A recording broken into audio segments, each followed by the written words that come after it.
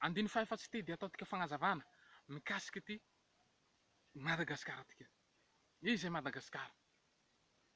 Misy antony zany Jehovah matoa nifidy ty Madagasikara tika ty hametrahana le fanjaka-mpisorona. Tena misy antony lehibe. Ino ary ny antony? Voalohany ty Madagasikara tika ty lay tany noforonin'i Jehovah voalohany tamin'ny namoronana an'izao tontolo zao. Madagasikara lay tany voalohany noforonin'i Jehovah.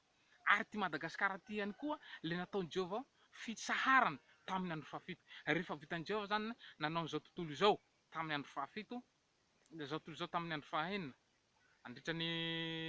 Andritran'ny nandro Jehovah nanao an'izao tontolo izao na 4 taona, de tamin'ny 7 taona io, 7 andron'io Jehovah nitsahatra de nanamasina ny tany araka le voalazan'ny Genesis toko faharoa io, andiny voalohany. Nanamasina ny tany izy de Madagasikara no amasininy hitsaharana.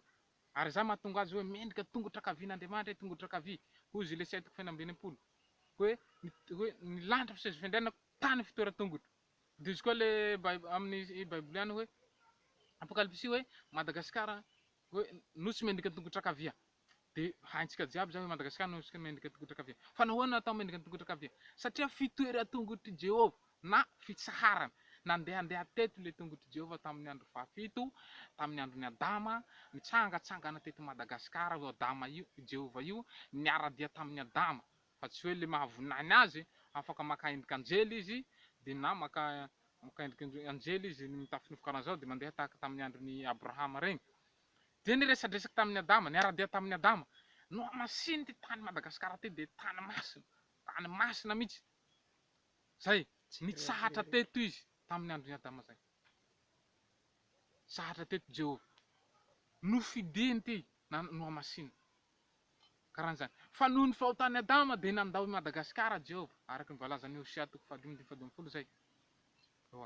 Andeha hody amin'ny fitoerako koa fa rehefa azo pahorina izy de hitady hahifatratra. De trampahorina atsika, nitaraina atsika, nilavonjy atsika. Iza tsy nitady vonjy hatramin'ny mpihira regny hoe vonjeo gasy, vonjeo zahay Zagnahary.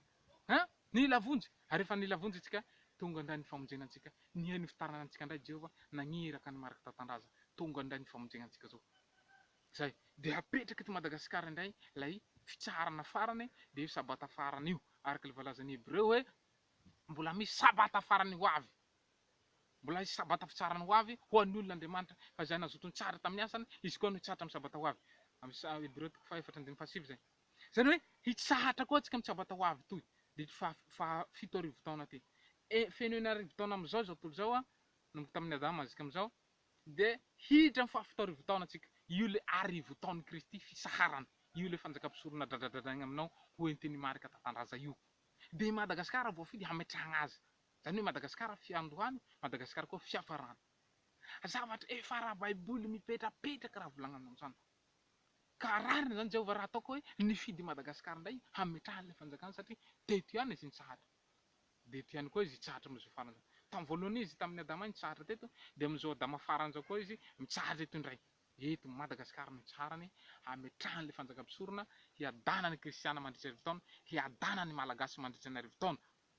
Zay mahatonga anay magnentana antsika malagasy hanohana ty fanjaka-mpisorona ty fa ara-baiboly tsara fanjaka-mpisorona io, voasotra ara-baiboly io fanjaka-mpisorona, teny fikasana antsika malagasy ny fanjaka-mpisorona misaotra tompo.